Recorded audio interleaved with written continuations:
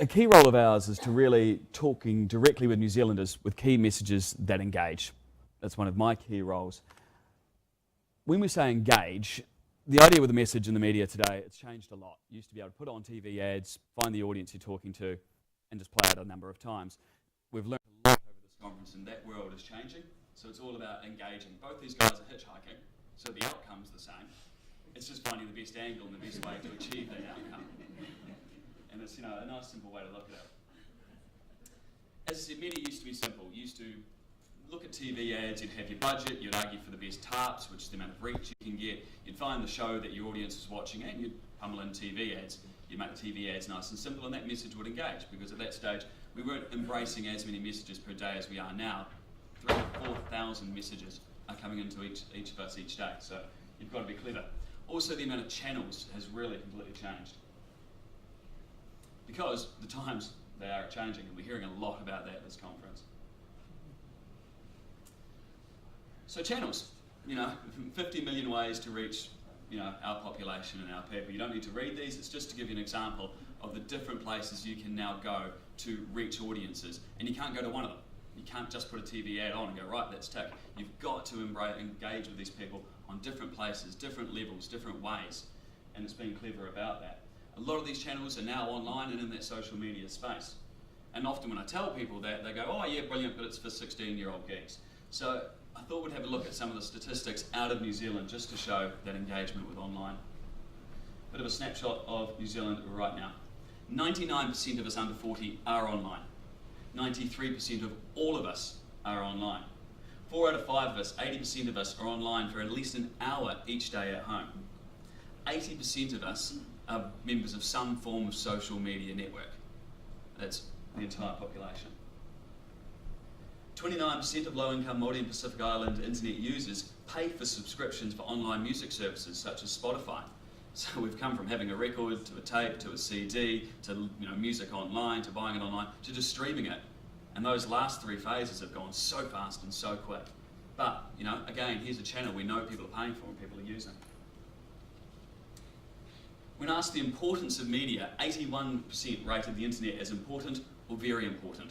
You've got to look at how that's changed to, TV, now under 50%, radio 37%, newspapers 36%. The challenge with the internet is a TV station has journalists put on their message. The internet, Wikipedia, it's filled in by people, so there's not as much scope with that.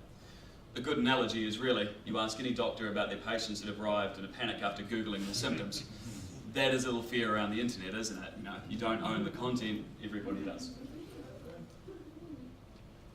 So, people are online, but it's not like the TV, it's not like a newspaper, it's not a new version of that, it's not something you open, you read, and you're done. You're online on multiple screens. We talked about this before, that desktop number on left, right, it's getting smaller as laptops, mobile phones get bigger. We're hearing this. Tablets are there, you can go online, your e-reader. Game consoles now are offering an amazing amount of channels and online interaction. There's a computer game you can play where you're driving around in a race car and it's got billboards on the racetrack. Those billboards will change depending on who you are and the marketing and the searching you're doing online to the company that's bought it. So it might be Coca-Cola, it might be Harley-Davidson, and that's on a game on a console. Smart TVs are coming in now as well. So lots of screens. So, you're watching TV, you're possibly on 3 other screens, which again makes this communication message tougher because we're not just playing one TV ad. What are we doing online? Well, we're busy. We're surfing the web. We're visiting social network sites. When you look at that, 25% and 34% are doing social network sites at least every day. A quarter of the people are on multiple times per day. So, with social networking, we're engaged. We're looking for humorous content, we're playing games, pornography still on the internet, and we're betting and we're gambling online. As far as the HPA, we are a Crown entity. How are people engaging with the public sector online? Well, they are. 60% use public services. Over half the population of online users have paid for something in a public service sort of space, whether it's the rates, whether it's your parking fines. So people are engaging on that, on that space as well. And social media. We've heard a lot about it. I talk about it a lot because it's not a new way, it is the new way. It is the norm now in New Zealand. 80% of people are engaged with social media. and that's right across the population. So it's not the 16-year-old geeks, it's everyone, which means it's as much part of our life as walking down the street. If Facebook was a country, it would be the world's third largest, after China and India. The fastest growing Facebook age bracket is that 45 plus.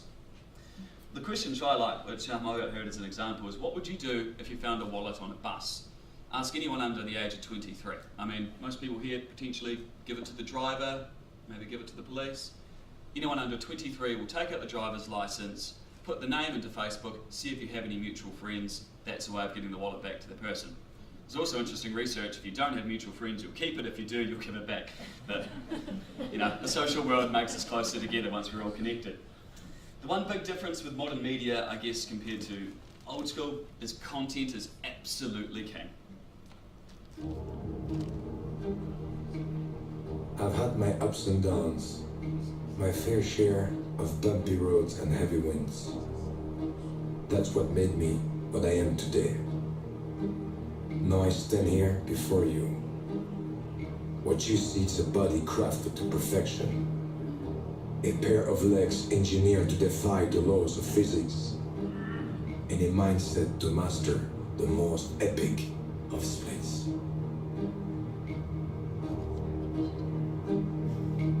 Who can say where did I go?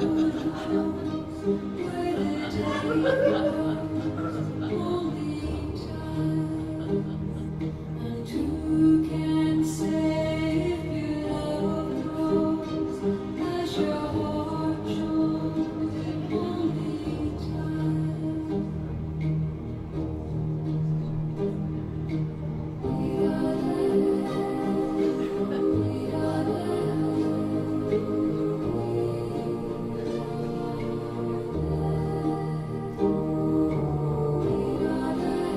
So that actually happened.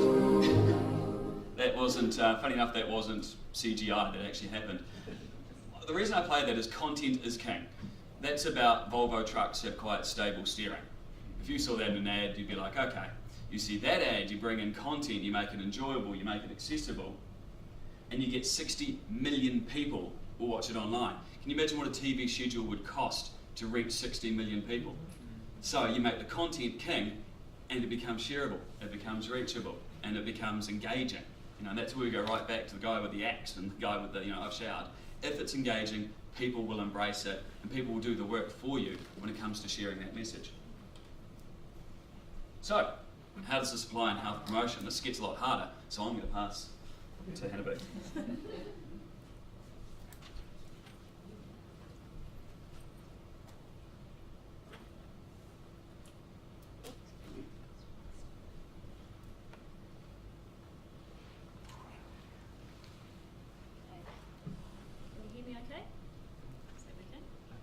Yeah, you can hear. Most importantly. Okay, cool. So we're now going to talk about health promotion. So how do we apply this with a health promotion agency? Basically, we have a number of health promotion teams within HPA. Our alcohol team wanted to give New Zealand a language to say no to drinking, to make turning down a drink easier, essentially. They made the content of the creative king. They spoke in the audience's language, and they looked further than a TV ad. So this is how they achieved that. Another beer? Yeah, nah. What? What do you mean, yeah, nah? Well, I mean, yeah. I'm gonna have a good night tonight, but nah, I'm not gonna have another beer, because I've got stuff to do in the morning. Early. Nah, I'm not gonna have another beer. I'm not gonna have another beer. I'm not gonna have another beer. And I would do everything for love. No, I won't do that.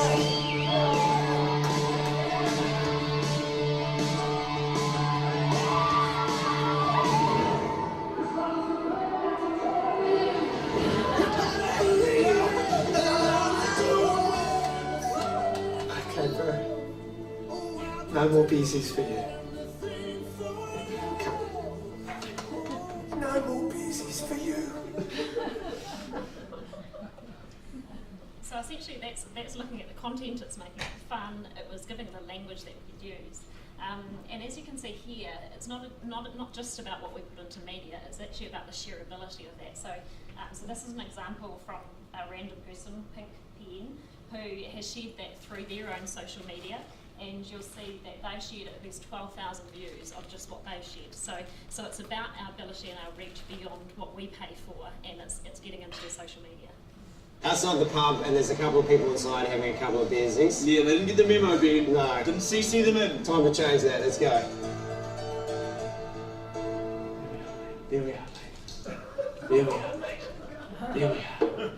No more beersies for you, mate.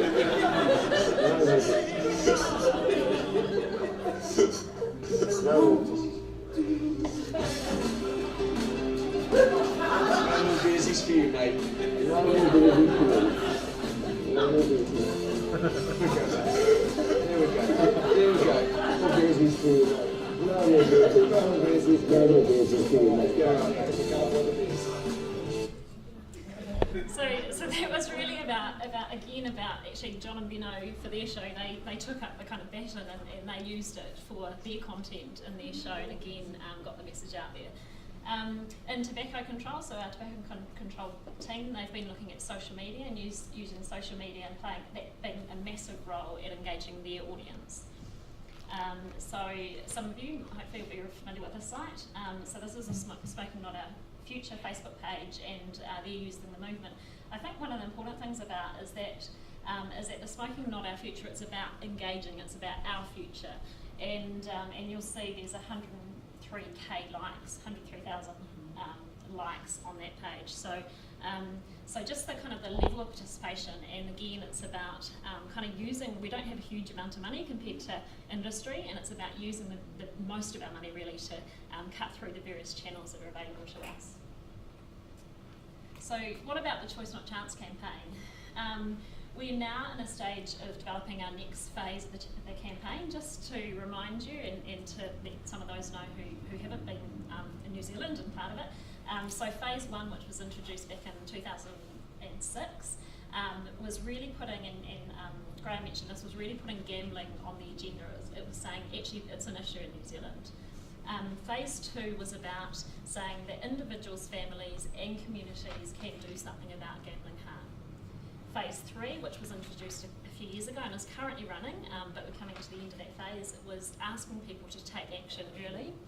And the fourth phase, which we're working on currently, is really getting people to identify the early signs. So obviously we know that a lot of people go to the services when they're at crisis point. So it's actually getting people to identify the signs that they can see at a very early stage and doing something about it at that stage.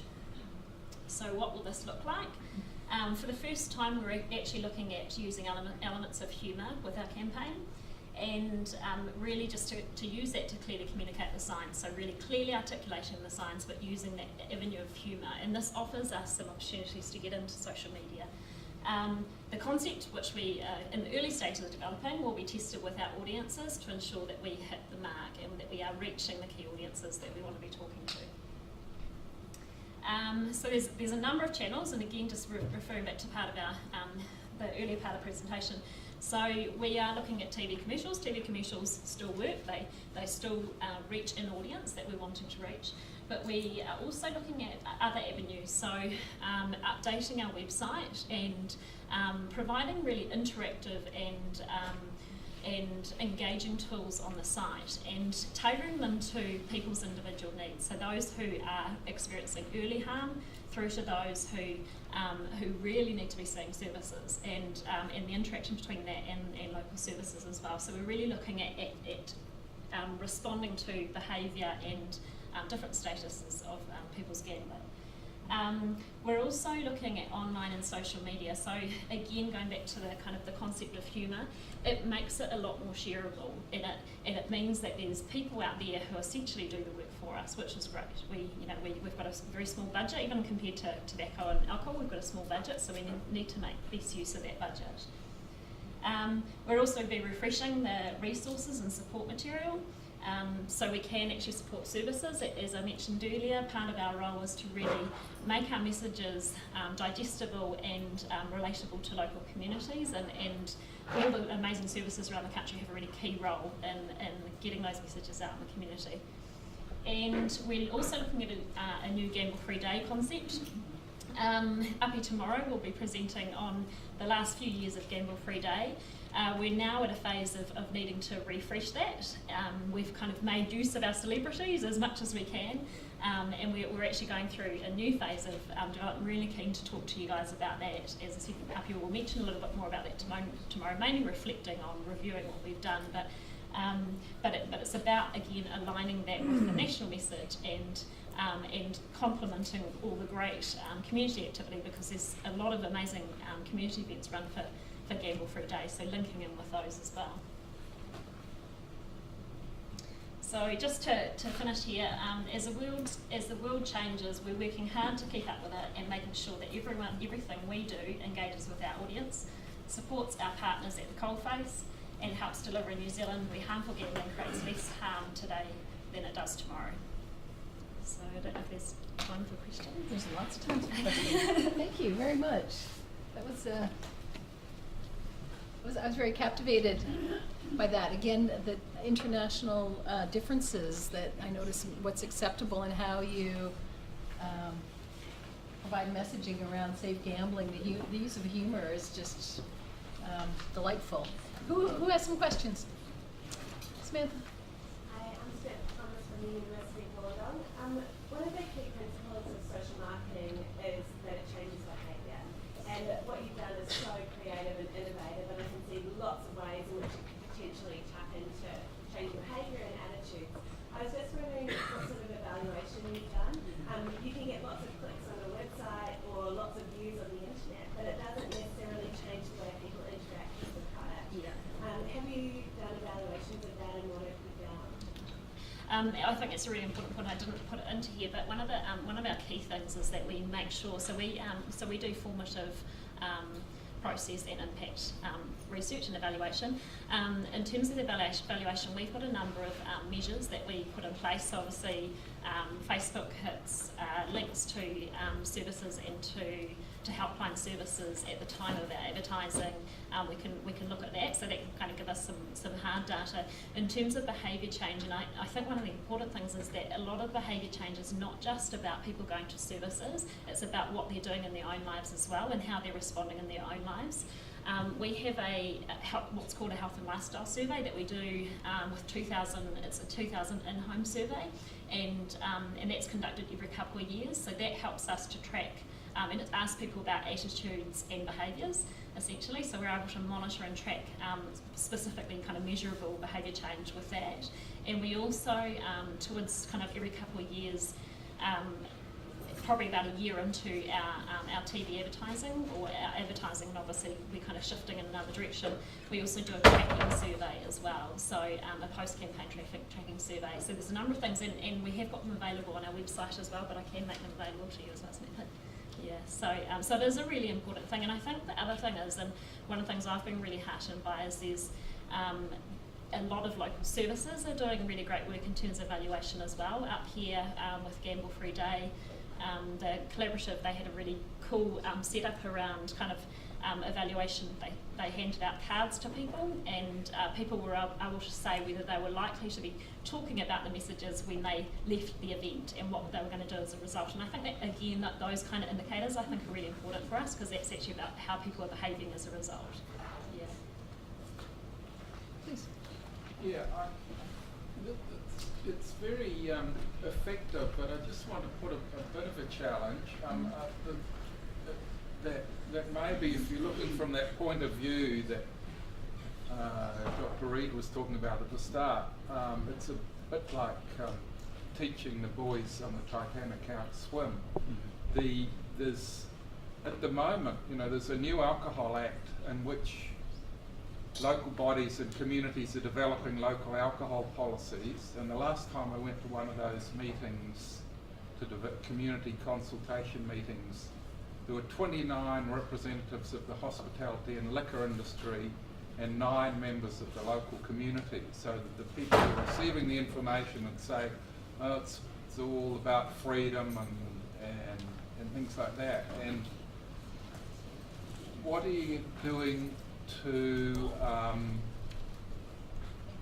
look at how people can influence the alcohol environment, the gambling environment? I think it's a really important question. I guess we see ourselves as being part of a sector, so we're one party in the whole sector. So, so obviously there's a number of groups, locally who are doing a lot of the work with local services, which I think makes sense, that actually the local people are talking to the local services. On a national level, we haven't talked about it here, one of the things that we are doing with relation to, we're actually going to do some venue-based activity, and there's 2 parts to that. One is about getting messages to patrons, but the other part is about improving host responsibility and about the regulations around harm minimisation of venues. So we're actually we've had a number of meetings working closely with the DIA around that. So again, it's about balancing those 2 things. As I say, we've got a small team, so we're part of kind of a bigger picture, and I think there's a lot of between all of that. It's I guess in public health there's a whole. I think we've made a point. Public health there's a whole range of things that should be happening in tandem, and I feel that between all of us we can kind of complement those things. Yes. We've got campaigns through social media and online. I guess the unknown out there is, in terms of problem gambling, how much of that's occurring through gambling online and through social media. Are you in your campaigns particularly targeting people whose problem might be more in that space than in the casinos or pokies, or is there a correlation, do you think, or in terms of the audience you're reaching? Yeah. So in terms of what our kind of approach, we target our primary focus is 18 to 34-year-olds. Primarily EGM gamblers, because we know that it's a really dangerous form of gambling, and primarily with a kind of particular emphasis on low socio Māori and Pacific populations. 18 to 34-year-olds, because we know that problem gambling peaks after that, so from between 44 and 54, there's a real peak in the gambling, or in the problem gambling. So we want to talk to people before they get to that point, so in the earlier low to moderate stages. In terms of online gambling, we're still really interested in that, and obviously we're doing some research through our HLS, but we also, with regards to the social media, we're looking at avenues to actually get messages to people online as well. So I think that we're kind of, I guess our focus is primarily on pokies, but we also are doing some work which will reach those people who are online gambling as well. The channels will definitely be used. Yeah. As we found out today, a lot of that online, not so much gambling, but the gaming is happening on Facebook. We will be on Facebook, so our messages will appear alongside that, but the messages might not be targeted directly to that player playing right then, but the core feel of the message and the takeouts from it will be there in the same place, because it's just a great way to reach them. I have a question. Could you, one of the things I think about is, in terms of coming from the helping side in this issue, is the sort of handicap we have of the sort of bureaucracies, the accountabilities that we have as public health agencies or health promotion agencies, and how nimble the technological, the providers of all the technologies are. And as I understand it, for example, Facebook is going to be dead in 2017. I read it. It was on the wall. I think it was the Mayans forecast that 2017 Facebook is dead. So then there's going to be a new technology very soon that we in this room probably are not able to anticipate. So if you could just speak to what are your ideas about how can we even begin to keep up?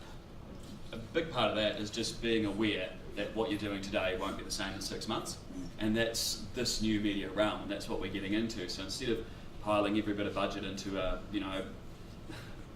Hobbit-style TV commercial where that's amazing and that's it for the next 3 years, is making sure you're there and you are nimble, so when something does arise you can jump and be there straight away. So it's about being clever with what you do and making, again, where it comes back to the content is king.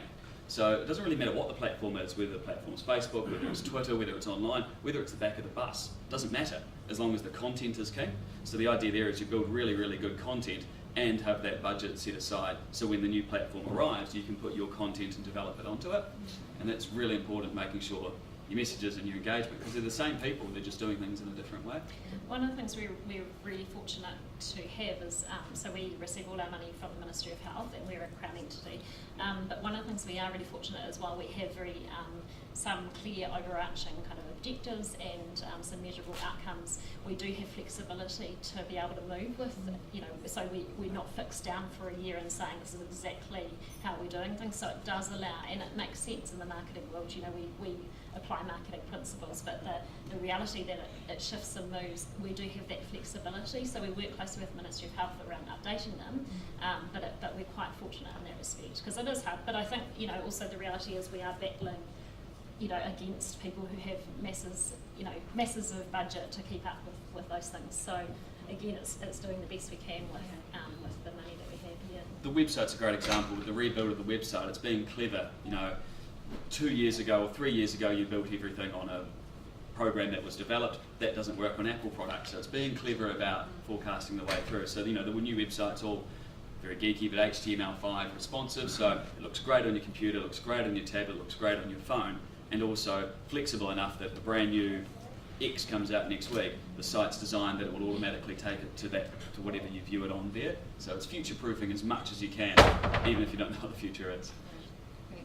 Thank you very much for that. That was a very interesting presentation.